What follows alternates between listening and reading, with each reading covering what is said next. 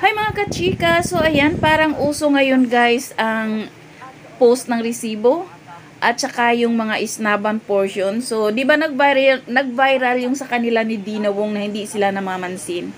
Pero sa akin lang guys, no, tayong mga fans kasi kung mag-hi tayo at kung hindi naman sila namansin, so hindi big deal kasi nga minsan pagod yung tao.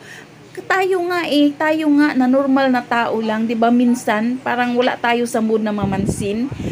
Ganon dapat yung nasa utak natin na hindi natin sila pwedeng obligahin na kapag nag-hi ka, kailangan din silang mag-reply. Oo nga, celebrity sila. Pero mayroon tao din sila kasi. So ngayon nangyari din naman sa SB19.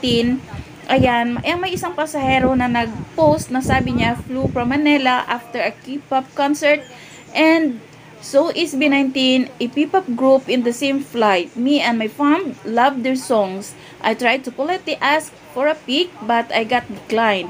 Hopefully next time. So, mababasa naman natin na wala namang hatred na makita mo sa kanyang post. Siguro, pinost niya lang kasi nga na-decline nga siya. Pero kung minsan kasi, ito kagaya nitong SB19, meron kasi silang handler at meron ding time na hindi sila pinapayagan. So, baka yun lang guys, sa akin lang din yun.